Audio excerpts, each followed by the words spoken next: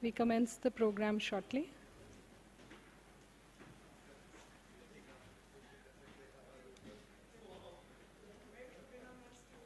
मैं आपके लिए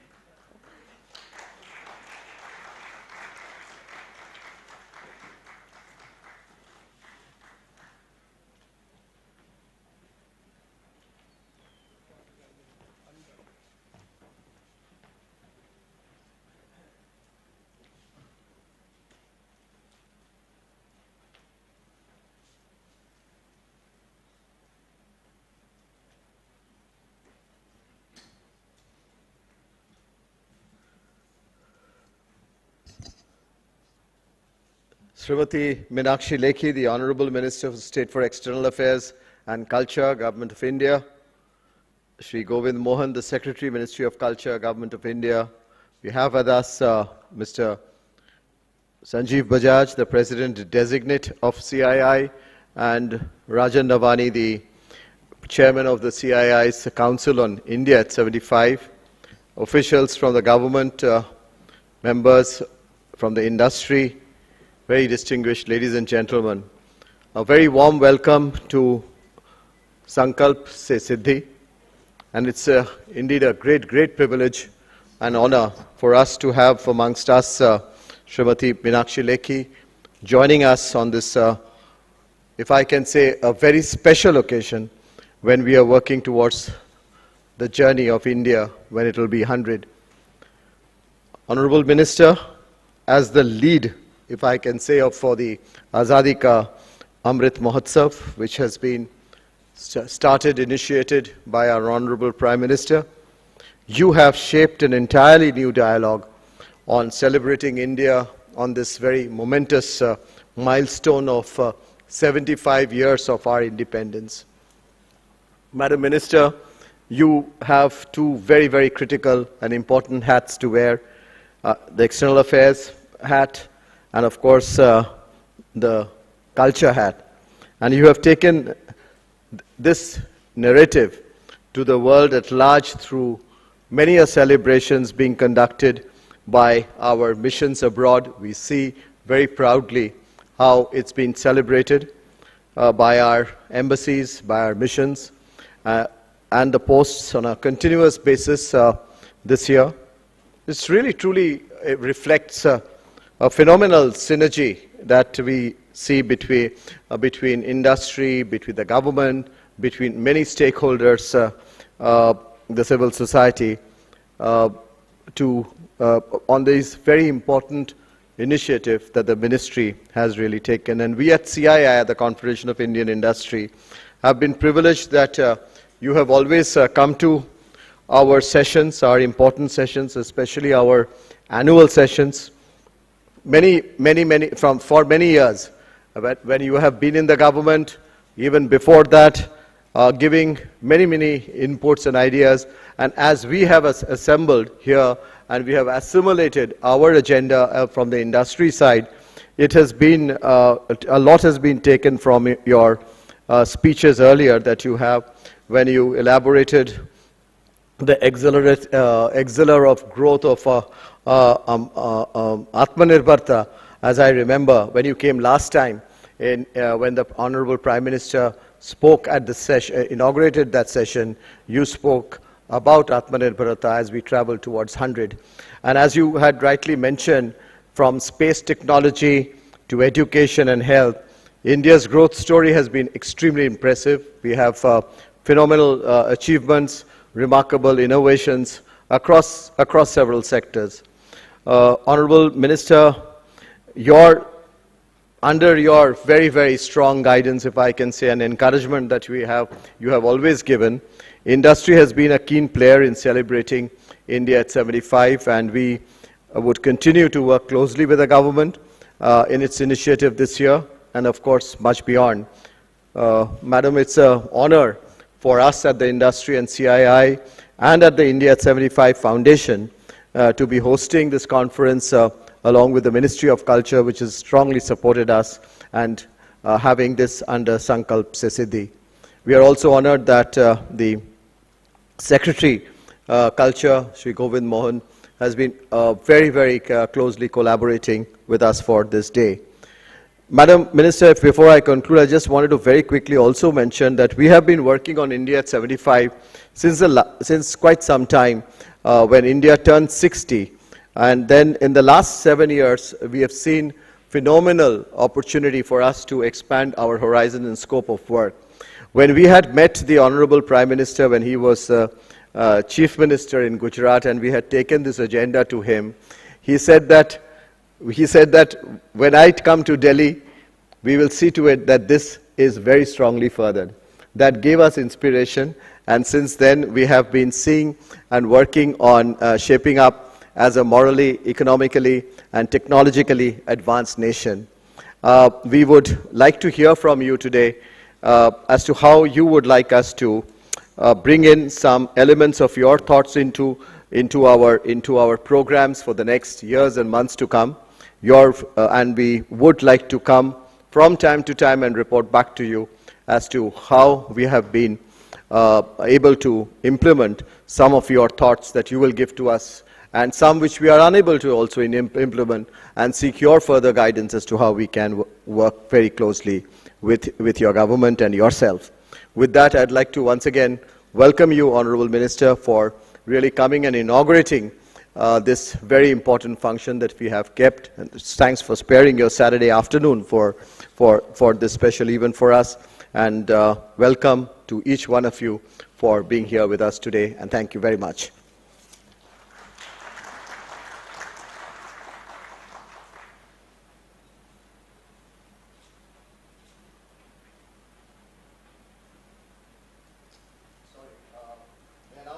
Mr. Rajan Navani, the Chairman of the CII's Council on India at 75, to make his remarks.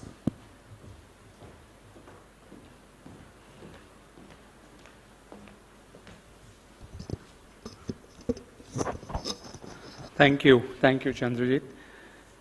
A very good afternoon to all of you, ladies and gentlemen. Minister Meenakshi Lekhi-ji, Govind Mohan-ji, Sanjeev Bajaj, President-designate CII, Chandrajit Banerjee, Director General CII, distinguished guests, ladies and gentlemen. You know, I'm going to take off from where Chandrajit just left his comment as he ended his talk. You know, industry and CII has led this very ambitious agenda of uniting and bringing together multiple stakeholders to envision an India that matches the aspirations of the people of India. And this exercise started back, as Chandrajit mentioned, when India turned 60. And I want to really acknowledge that the reason we are standing here today on a session on Sankalp se Siddhi is really a manifestation of a resolve that was taken way back in 2008. And Chandrajit, I remember you mentioned of that the meeting with the then Chief Minister of Gujarat and now the Honorable Prime Minister of India. And I was privileged to be in that meeting along with one of India's brightest minds, C.K. Prahlad, Professor C.K. Prahlad. And I remember that meeting was a 45-minute meeting that lasted 3 hours when we met the then Chief Minister of Gujarat. And the welcome was that दुनिया के most बुद्धिमान व्यक्ति हिंदुस्तानी हैं, भारतीय हैं, और वो हमसे मिलने आए हैं. And that itself, is an acknowledgement that we have to recognize what India is giving not only to the world, but how can we make that work for India. And at that meeting, Modi ji was speaking in Hindi, and C.K. Prahlad, because he was from the south and had lived overseas, really was speaking in English. And I was sitting there translating the conversation between two of the, greatest minds I think that we have, produced from India. And what emerged in that 3-hour conversation was different aspects touching what really is India, the Bharat, the complexity, but also what emerged was that everything is possible if we can imagine it. And that meeting concluded, with what Chandrajit mentioned in English, but I remember those words, Dilli aayenge to karenge. And I think when the Honorable Prime Minister got elected in 2014, if you go and look up, the very next day in his, I think, conversation to the party members at BJP, he talked that we will celebrate Amrut Mahotsav. And Amrut Mahotsav is going to talk about what we have achieved as a country, as India, but also make it a stepping stone to what the true potential of our country can be.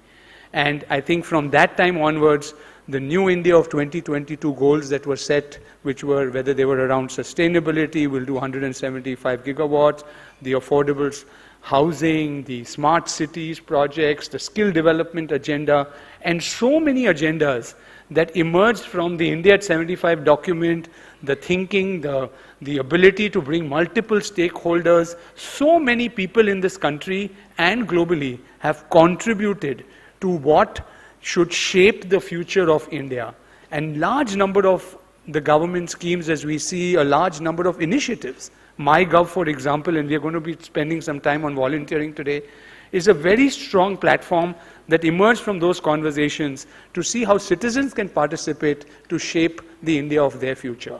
So I think there has been a lot that has gone in to really bringing us to this day as we stand here today, taking a resolve that we will make the future happen the way we would like to see it happen.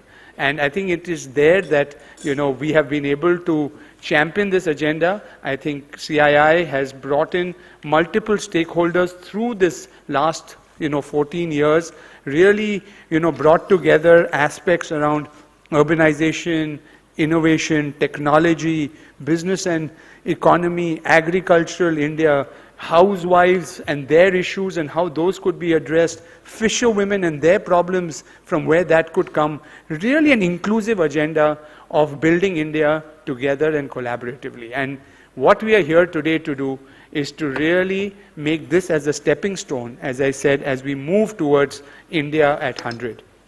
We have BCG with us, who is working with a framework, and you will hear from some of the people from there over the next 2-3 sessions as to how would we engage each one of you and many others in this country to really arrive at what is that aspiration that all of us have for the future of India. How does the next gen and the current generation come together with views that will shape the future of what the world should be, the experience and wisdom with the energy and the future of the youth. All of these aspects is what we want to try and bring together over these next 4 months. The Ministry of Culture, Govind Mohanji particularly has given a lot of the leadership towards shaping this agenda for us, and we'll work together to bring many of you together in different formats to really come to what India at 100 should be. How we will approach that in 5-year sprints, what are the things that we will take stock of as a country. And we are really excited, that as industry, we can be just the platform that can actually bring everyone else together. The India at 75 Foundation is actually one that has brought together very rich experience from some of the largest corporates in India, deeply committed to making this Azadi Ka Amrut Mahotsav not only a celebration of what we have achieved, but as I said, a stepping stone, a reminder for us to be able to unlock our true potential. We say, Swarna ki chiriya, that we talk of India, and we would love to see how that actually gets unlocked as we move towards 2047. So again, I welcome all of you. Thank you everyone for being here, and thank you, Honorable Minister. We've had this conversation on India at 75. I think the first one I had with you, and you're here again today to kickstart this, this excellent, conversation. So thank you everyone. Thank you. Thank you, Rajan. Thank you, Rajan, for giving us what we have been doing so far. But I'll turn to Sanjeev Bajaj, the President-designate, who takes over as the President of CII on the 12th of May, to give as to what he sees as the journey ahead for CII, especially to partner with the Government of India on this extremely important mission for the nation. Sanjeev. Thank you, CB. Honorable Minister Meenakshi Lekhi ji, Shri Govind Mohan, our Secretary for Culture, guests, ladies and gentlemen, 75 August ago, India waited with bated breath for the clock to strike the midnight hour so that we could dream of being a free nation. I'm sure at that time there were many hopefuls and a few cynics of what living in a democracy would mean, because it was going to be a new experience for us.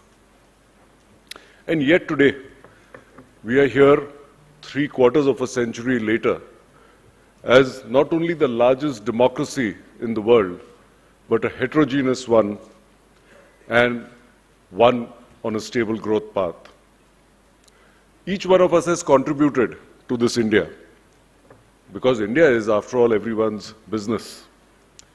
But each one also then is responsible to develop this new India. And let me, in particular, talk about Indian business, because that's where I come from. A wise man once said that the purpose of business is people. The means is profit. Sometimes we forget that. As businessmen, and especially in this world, we believe that the purpose of business is to make profit for profit's sake, to make money for money's sake. It is not. If you didn't have the people, which means your customers, your partners, your employees, who would the business run for and run on? Since we are in our 75th year, it's a good time to reflect on this, because as we will celebrate Azadi Ka Mahotsav, we also need to plan for the next 25 years, for India at 2047. CII has been walking this talk, and as my colleagues mentioned, right from 2007, 15 years before where we are today, we started an initiative focused on India at 75. This was an industry-led, multi-stakeholder movement that set about to build the foundation for an India with moral, economic, and technology strength by the year 2022. And this was not just an ad hoc articulation of a set of thoughts, but it was the result of an intensive public visioning exercise that consulted each and every stakeholder group, from the government down to the grassroots across India. And it then brought in tangible elements which the India at 75 Foundation worked on, has been working on for the last 15 years. In a few months from now, as we cross that 75th year's mark, the India of today is very different from the India even of 2007 when we had started this envisioning exercise. And from the very strong foundations today, it brings about a new set of both challenges and opportunities for us to once again start planning for where we want this country to be in 2047. And as Rajan mentioned, if we can dream big, we can achieve. So it's really only limited by where our dreams will take us. As CII, we have already started the exercise of debating with various stakeholder groups where they think India should be in 2047. What should be the same areas of focus over the last 15 years? What should be different, keeping in mind we are in a changing world? We know technology is already playing in our country a very significant role. How can we leverage this technology universe as we plan the next 25 years? This movement cannot be a movement only of business, cannot be a movement only of government. It, end of the day, has to be a movement of 1.3 billion Indians. It has to be a movement of the people. We are very happy, as my colleagues have said, that we have got the Honourable Minister over here and the Secretary, and we look forward to hearing from them. And I would like to commit to them that CII is very proud to continue to lead this initiative with the government, with the people of India, as we set about defining not only our future, but that of future generations over the next 25 years. Thank you. Thank you. Thank you very much, Sanjeev. Thanks for those perspectives. It's now my pleasure to invite and request Shri Govind Mohan, the Secretary, Ministry of Culture, Government of India, to give his remarks.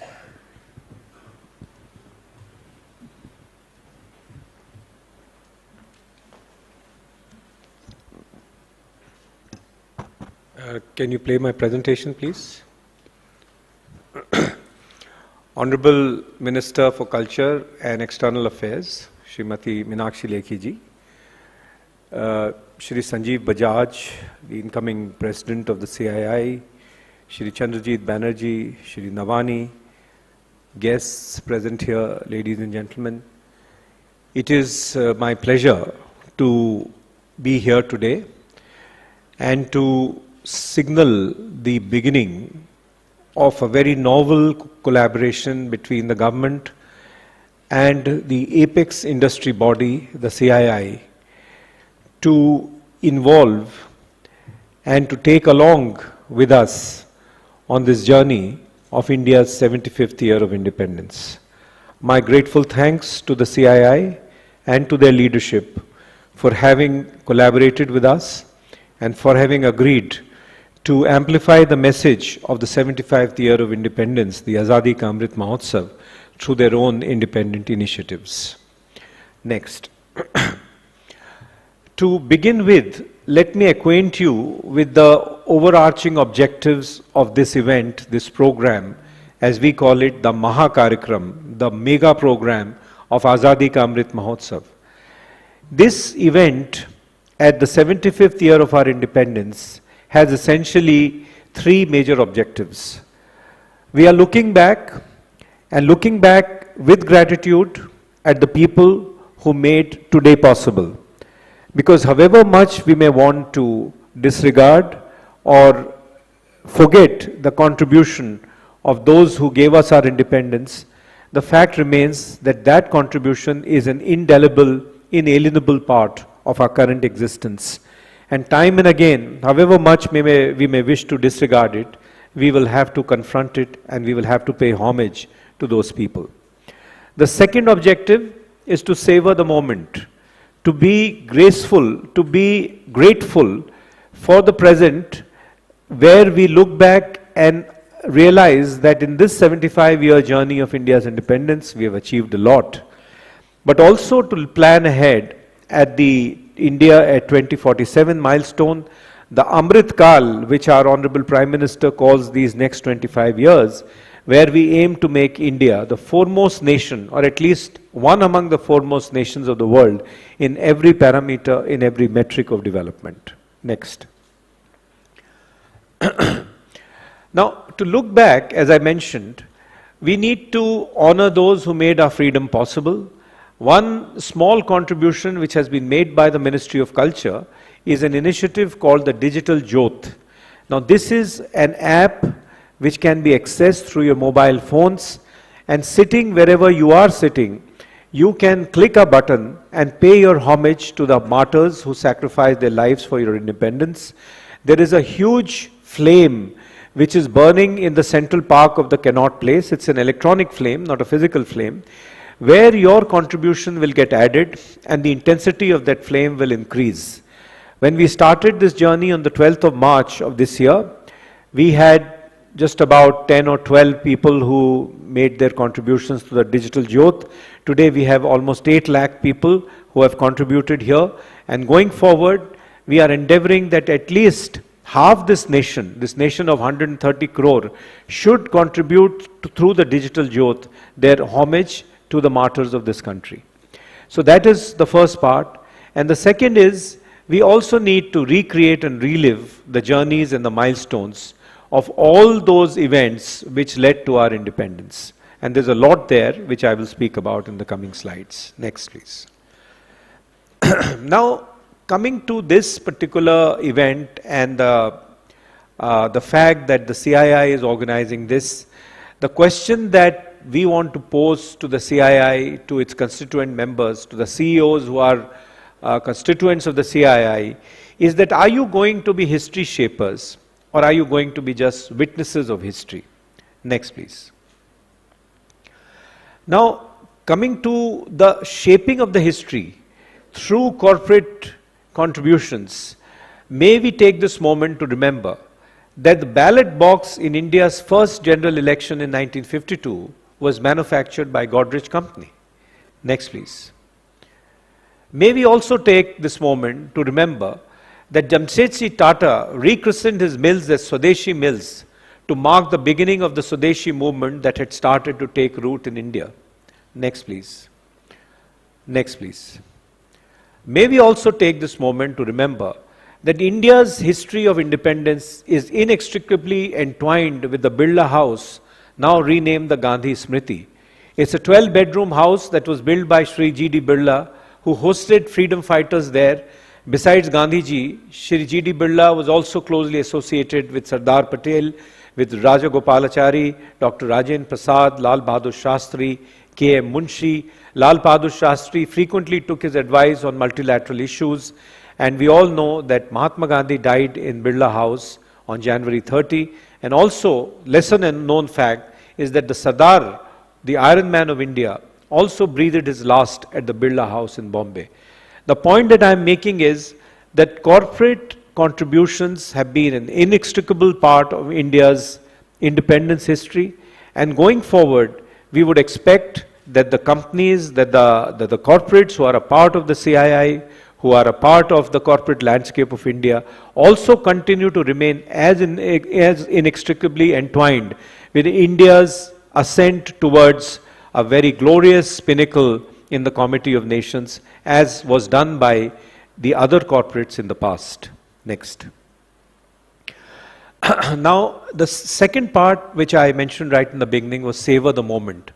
Now, here again, the contribution of corporate India has been no less in the 75 years of post-independence India, the point that we are today. And I would just like to present to you certain snippets of how corporate India has contributed to the making of the India as we know it today. This is an indicative list. There's much more here, but I'm just giving you some salient examples. Next.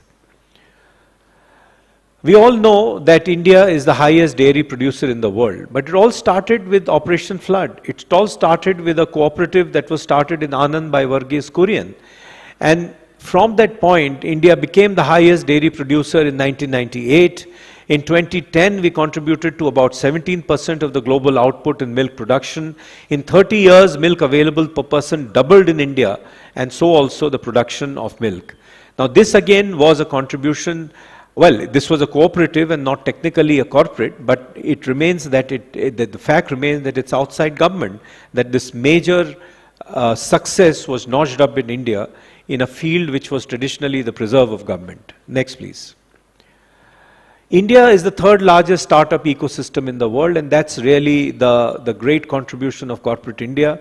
We have 3 to 4 unicorns being added every month.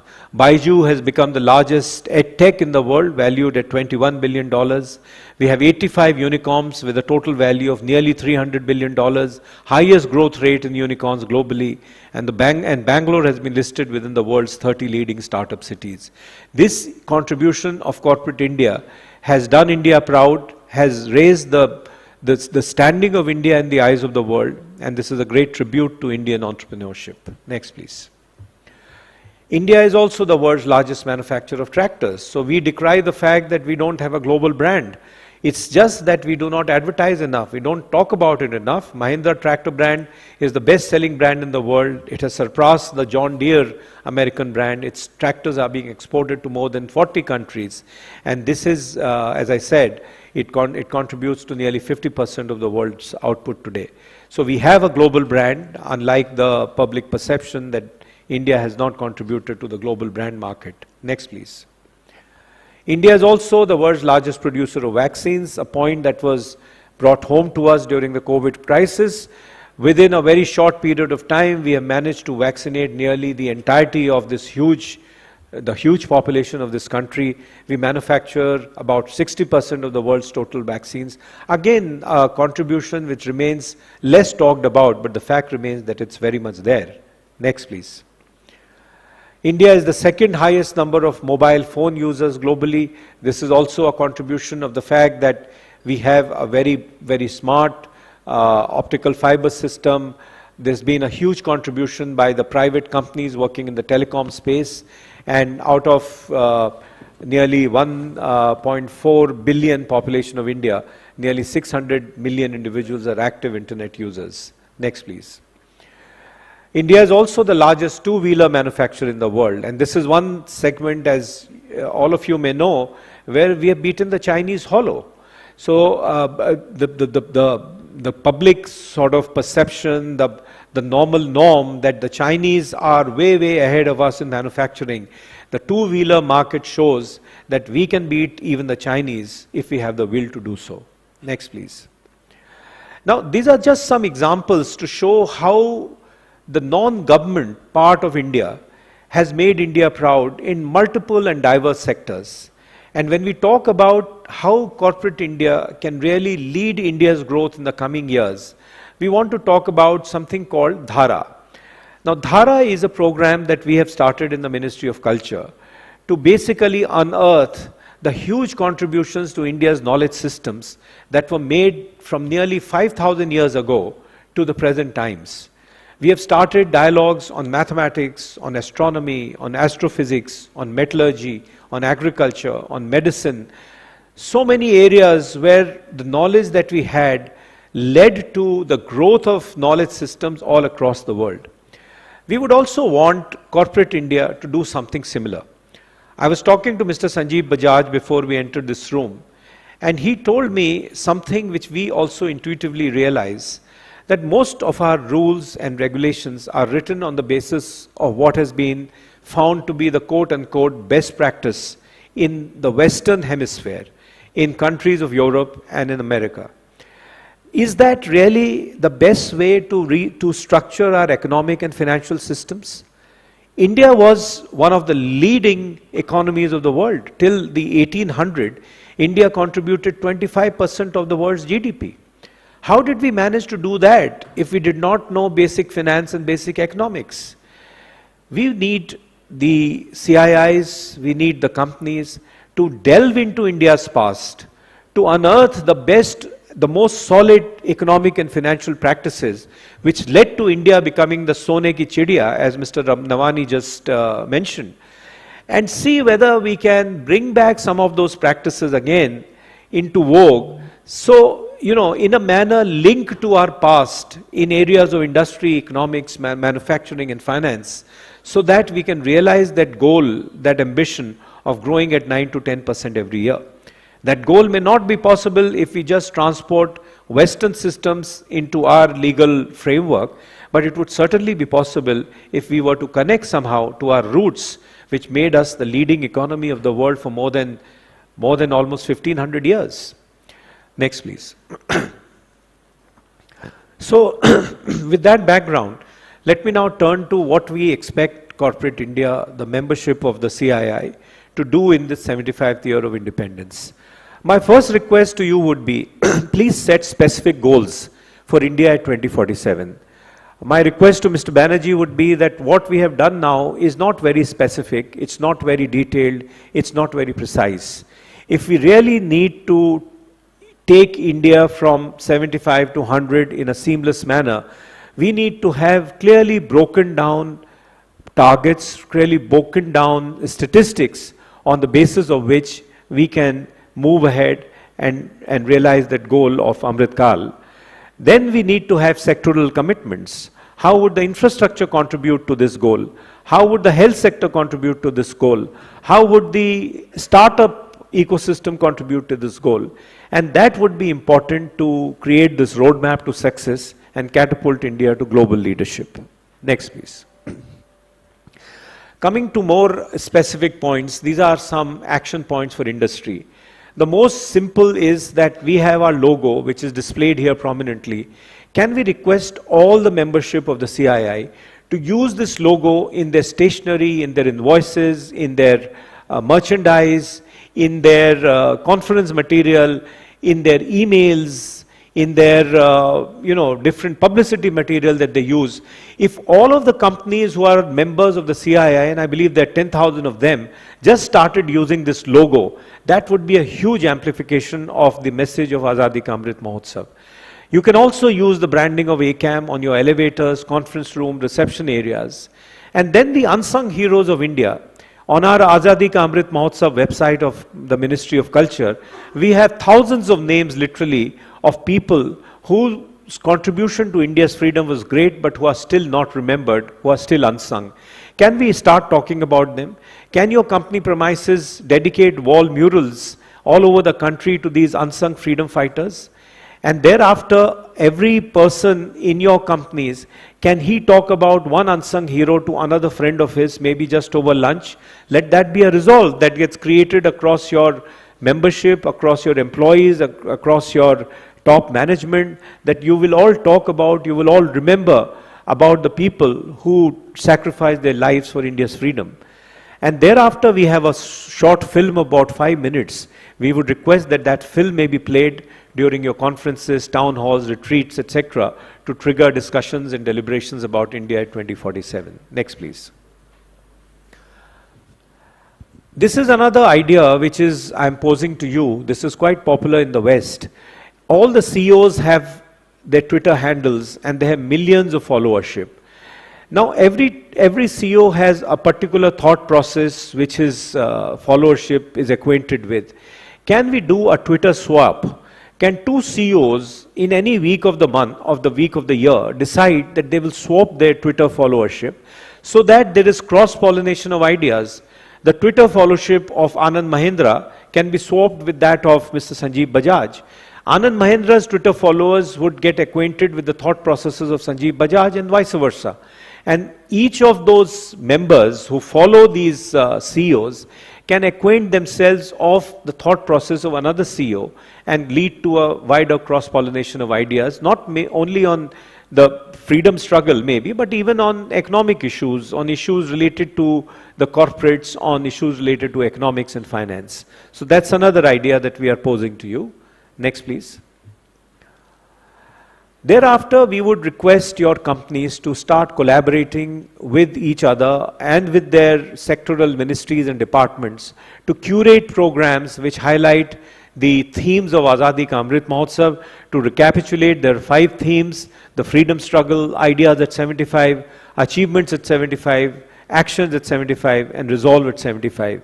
If any company wants help in program curation, you're most welcome to approach my team, and we have a very strong team now in the Ministry of Culture which will actively work with the corporates to curate ideas and also connect them to the concerned ministries.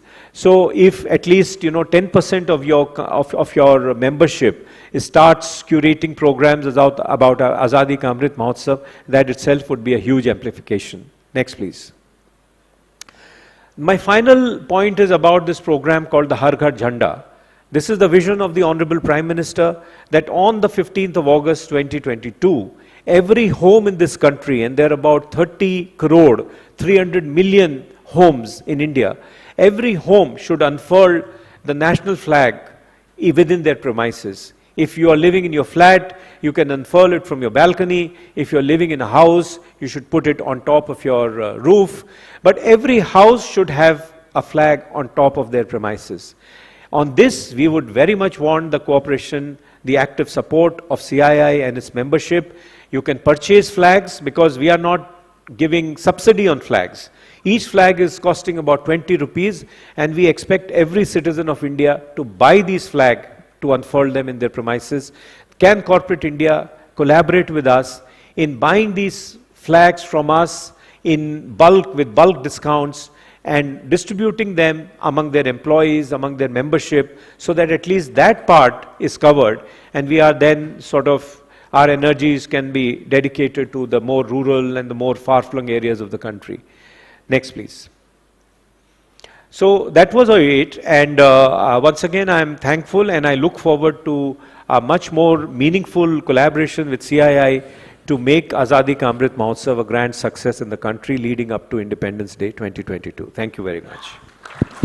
Thank you very much, Mr. Govind Mohan, for your presentation. Very, very useful and meaningful, and we will further deliberate on it in the days to come.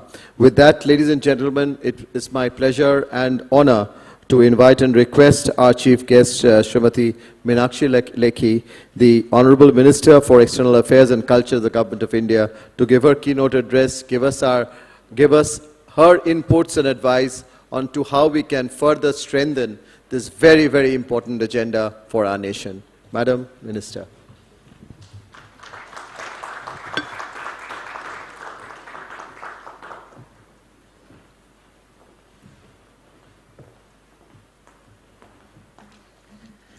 Thank you, Mr. Banerjee, Mr. Govind Mohan, Sanjeev Bajaj, Rajanji, and all the present members of CII. Honor and pleasure to be here, and constantly interacting with all of you makes me look like part of the family. But today we are genuinely discussing things as part of the family and the agenda of the nation. Now, no business can do well, and it makes business sense to celebrate the cultural ethos of the country. No business can do well in vacuum. The atmosphere, the confidence needs to be created. So whoever you are talking to outside the country, whether importing technology or exporting goods, the level playing field needs to be created.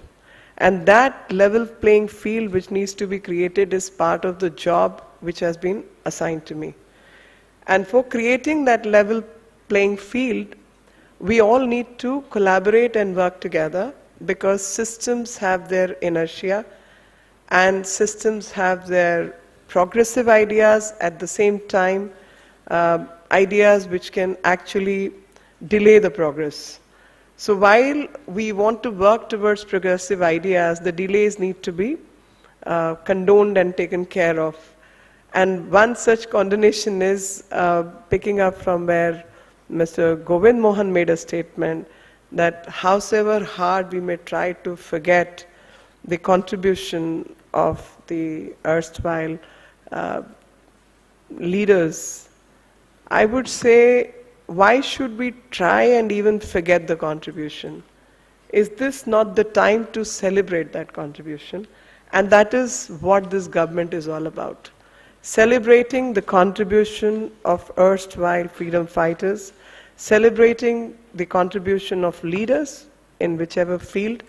We were the first ones who objected to, the kind of symbolic conversations which happened, Soot Boot Ki Sarkar. And I remember, not way back, before I became a minister, just a year before the pandemic, I stood up and said in the parliament that the contribution of industry, how can anyone ignore that and call everyone chore? You need to set the systems right. Setting the systems right is part of my job as part of the government, but utilizing that system and giving employment and giving value to people is your part of the job. And together is what makes India. And together we need to work and play. So wherever the systems have not been right, we are correcting those systems. And we are working towards that correction. And take a lot of pride in all our industrial leaders, because industry leaders have their own role to play. And if they were not the ones who were manufacturing things, and if they were not the ones who were giving employment, can government give all the employment in the world? Answer is no. And we will remain poor as poor country. The other word which I'm picking up from Mr. Rajan Navani, when he said India was Sone ki Chidiya. Now, picking it up from there, why was India Sone ki Chidiya and why it is not now? Where are the gaps? The gaps are Indians by and large were highly skilled people in whatever the economy of the world at that time was. So skill gap came because our institutions were destroyed due to slavery of the nation. And then started the work of building institutions, which started post-1947. A very small example is the data on literacy. So when India got freedom, the literacy rate for men was 25%, and for women it was 7.3%. Now imagine a skill set what kind of skill set are we looking at when Gurukuls, which used to give education to our people, were destroyed. And the Gurukul system was completely destroyed, and new system which was made gave a certain kind of education which we are still battling with, and made us look as if the timeline, if you can divide the historical timeline, before Christ and post-Christ, as if before Christ no civilization existed, it was all uncivilized world, and civilization came only post-Christ. That's how the history or historical narratives have been built. And until and unless those narratives get to be challenged, until and unless we as Indians get to take pride in our work or ancestors or the contribution which people have made, I think whole lot of it cannot change, and the kind of level playing field which we keep talking about, we will not be able to achieve. Mathematical geniuses, scientific people. I mean, history is rich with all that. I purposely visited, I mean, I didn't purposely visit, but I purposely tweeted something. I visited Bhopal. How many of us sitting here know that 1,000 years ago or more, the Tropic of Capricorn passes through Madhya Pradesh, a little close to Sanchi, is what we know of. And this was demarcated more than 1200, 1400 years ago. Now imagine a time, as the history says, in good 16th century, 14th, 15th century, Galileo was being hung because he said Earth is round. And this was the condition. And today we are taking inspiration from people who hung a scientific guy who said that Earth is flat and Earth is not round. This person is making blasphemous statements, needs to be hung. And India at that time was demarcating Tropic of Capricorn. And we do not know where Tropic of Capricorn is, by the way. That's where I need your support, in creating awareness. When everybody sings together, symphony comes. Orchestra is far more louder than a solo singer. So I prefer a symphony. And for symphony to happen, the government, the public, the industry groups, the scientists, everyone needs to sing together. And the song and the theme of the song is Azadi Ka Amrit Mahotsav. That's what we all need to sing together to create that symphony.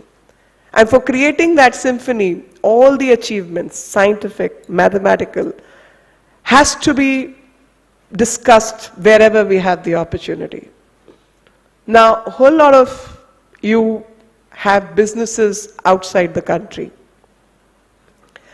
And when you have, and I travel, I meet people, and somebody says, oh, we have collaboration, or so-and-so has set up an industry, etc., etc.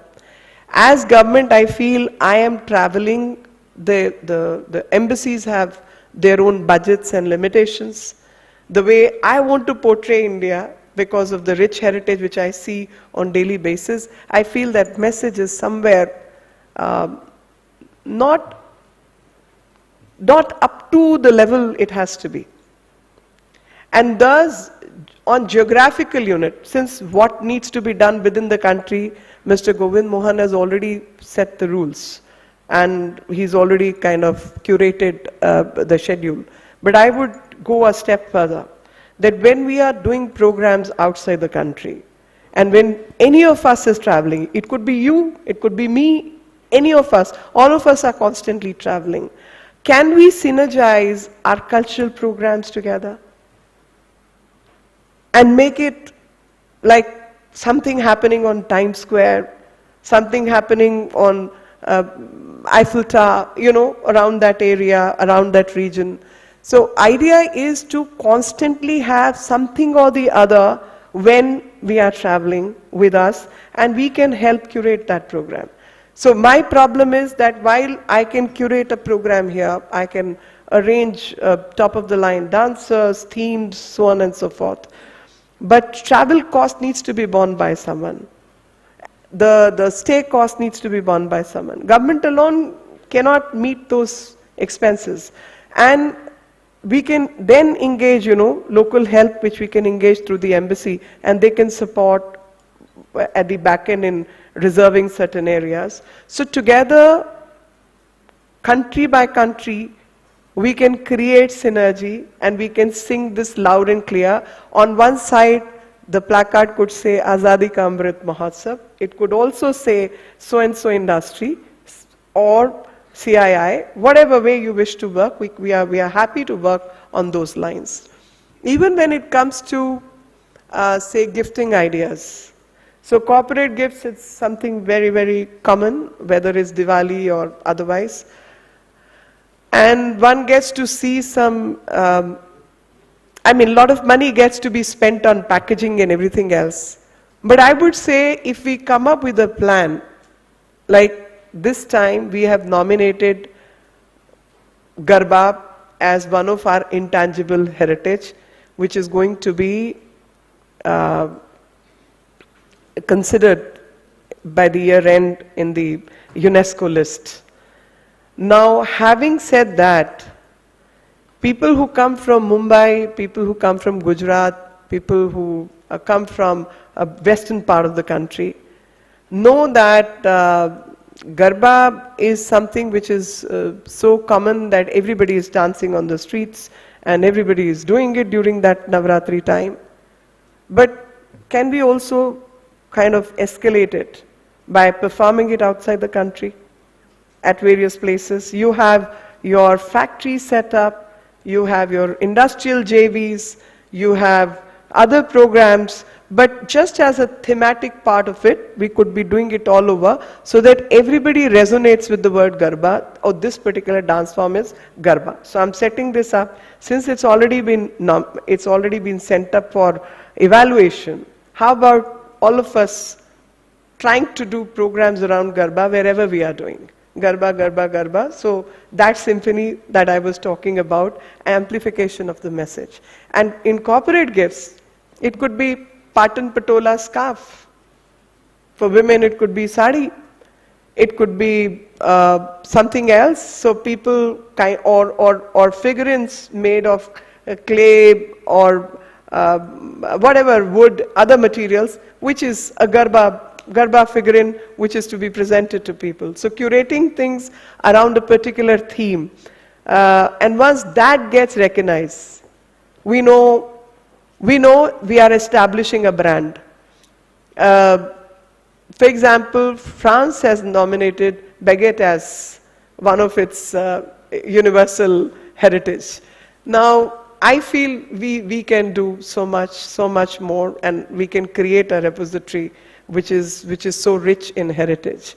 And industry's help would always certainly matter. So we could decide on themes.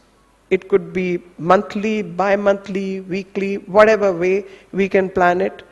And whether within the country or outside the country, we could be celebrating it. Some of the factories, some of the very big names, I would not name anyone. It's not to point fingers, but it's to seek help and collaboration. The outside is not so beautiful. At times, it's not so clean also. So I would say, whole lot of you, when you're visiting your factories, or at least even if you're not visiting, a message can be sent that outside area around it has to be clean. It has to say Swachh Bharat, so that there's a sense of cleanliness amongst all of us. Some of the themes, whether it can be sports, it could be unsung heroes, it could be women-led development, it could be anything which showcases India in a positive light. and sends a message to locals as well as foreigners who would be visiting that area, can be drawn, painted, or hoardings or whatever way, but I would rather say wall painting is one easy method of doing it and stays longer if we can do that. Because I was in a particular state and I saw some very big industries who are raking in money, who are doing extremely well, but outside is not so pleasant. So I feel some small things need to be taken care of. Coming back to Swachh Bharat, I would say 70 plus years of India's independence, a Prime Minister like Modi had to come and build 20 crore toilets in this country. Is this normal?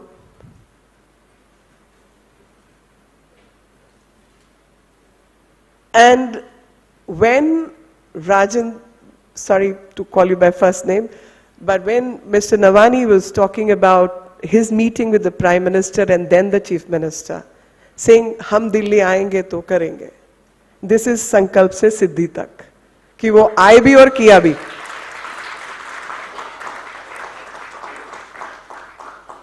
"60 years of India's independence, 50 years of India's independence happened without toilets being built.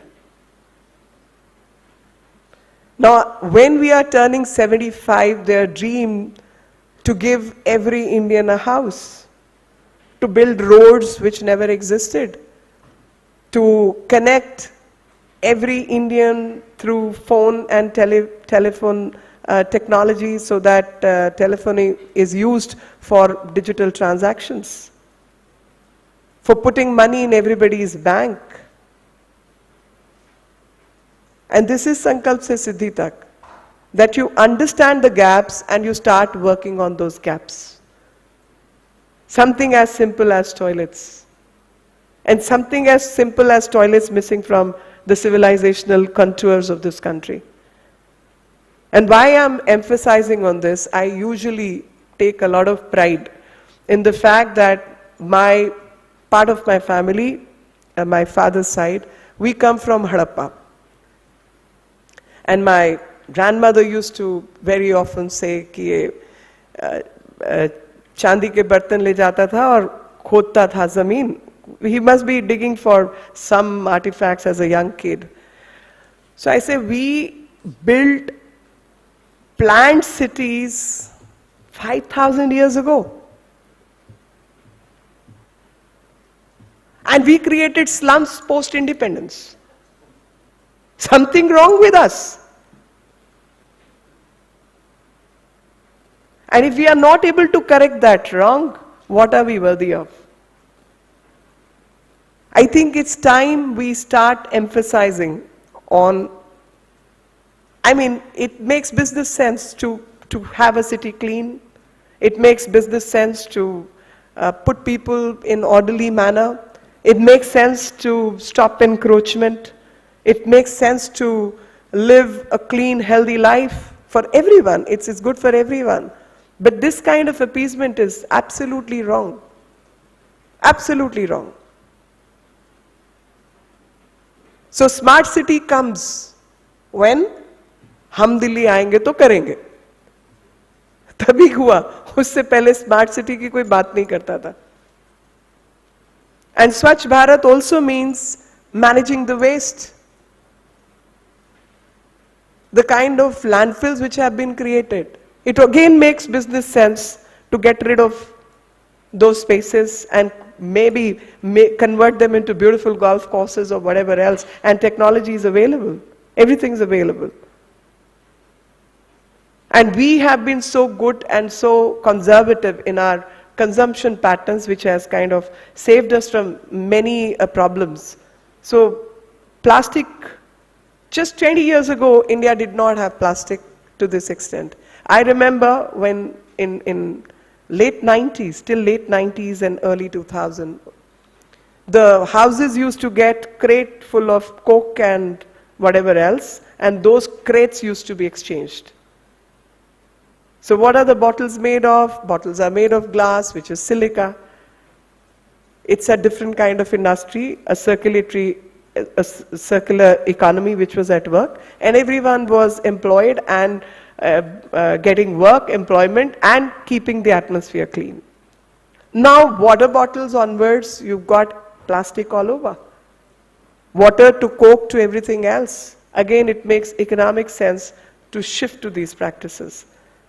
And there's a book which is a research paper actually in Harvard. Somebody did that research, Waste of a Nation. That how India got itself wasted by introducing these things, which did not exist by and large in this country. So I think as Swachh Bharat progresses, we again send a very positive message in which industry can have its own contribution right from the grassroots to people at large. So somebody enters and sees a beautiful board, clean, neat, pictures on it, or whatever manner we can beautify the area. Somebody is getting a small employment by painting the wall. Somebody is getting employed by washing it. So I think these small things can help send a very positive message and also become billboards for our progress, which we need to send out in any case at large. In sports, I will not actually touch upon those subjects because Azadi Ka Amrit Mahotsav can have many, many implications and far wider a scope. I will remain concentrated on the culture aspect. And when we talk about culture aspect, the paintings like beautiful gaunt paintings which have been, which are hanging in this hall, or this painting from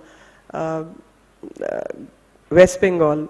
This is Patchitra of a different kind where the storyteller keeps opening it and keeps telling the story. That's what this painting is all about. But I think some kind of class also we can think about appreciating art. That's another kind of quality. Like the finis which Indians had, I don't think anybody can even compete. In Rome, it's actually part of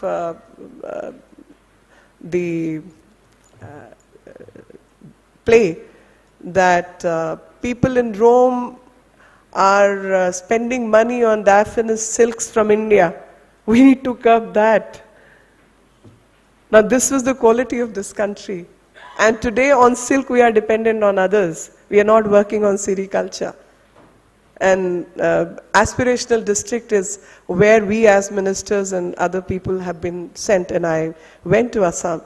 And there I noticed, I said, when these people can weave so well and they are so beautiful weavers, why can't we produce more silk?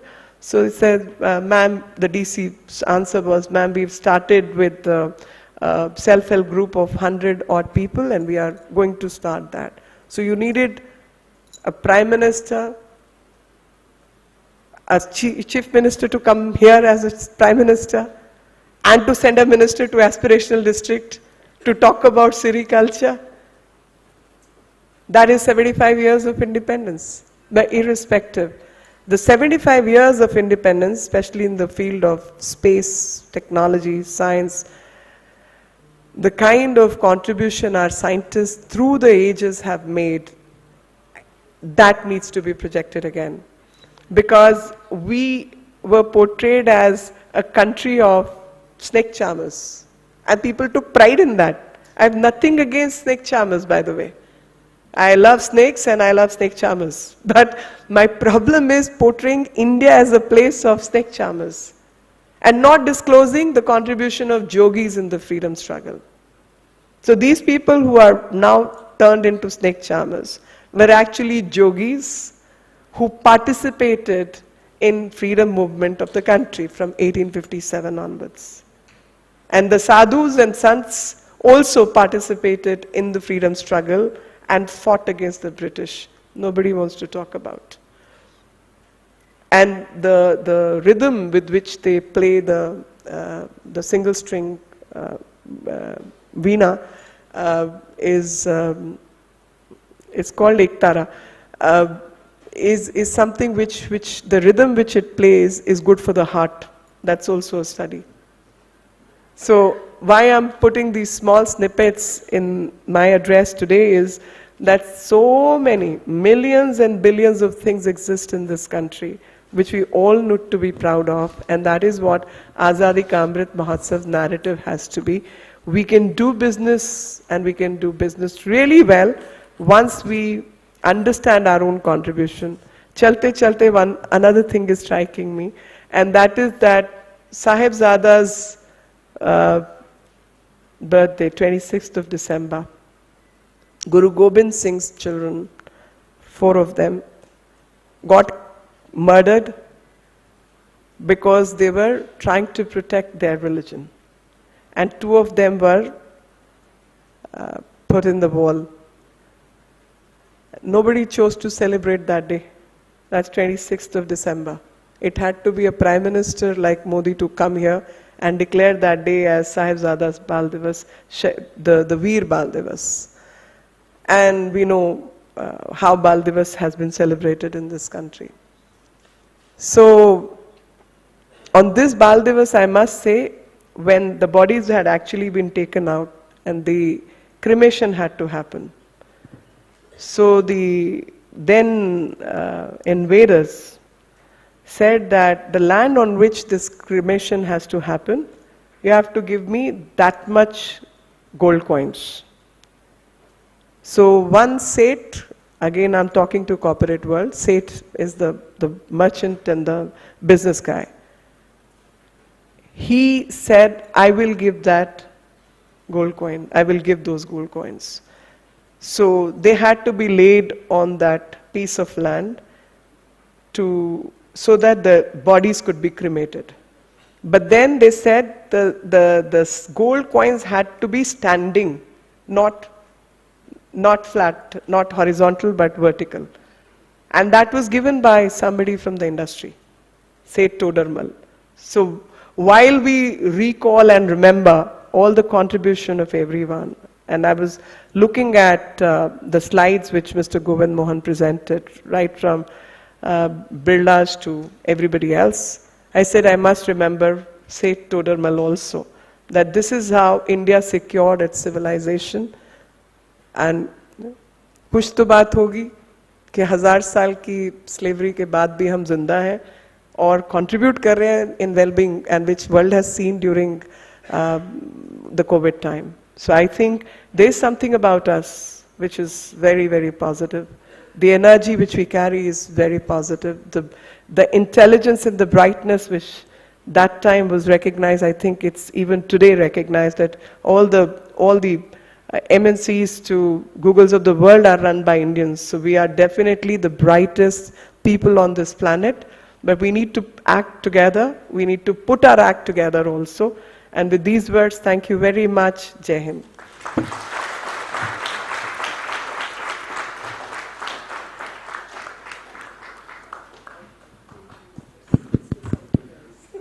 Honorable Minister, this is just really brilliant and superb, covering such a wide range of issues, and we really value the space that you have given to business, the trust that you have posed in Indian businesses, in the private sector.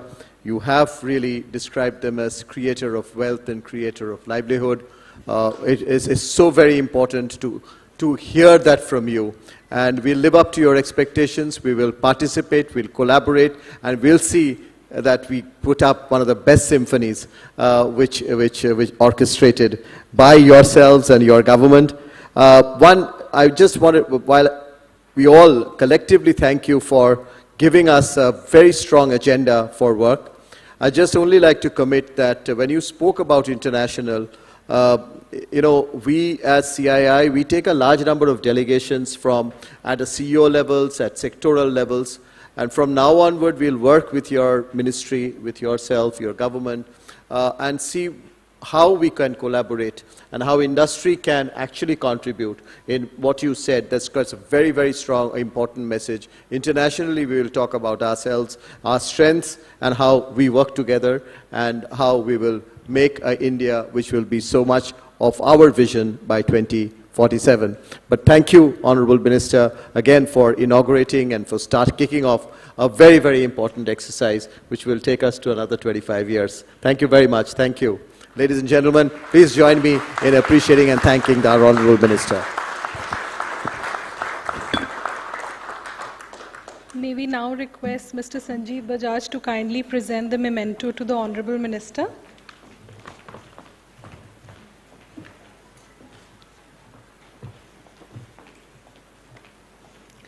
May we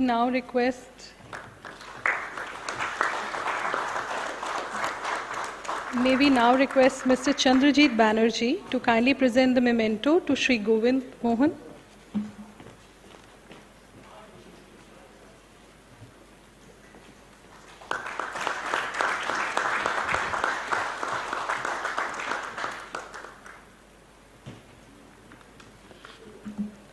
Thank you.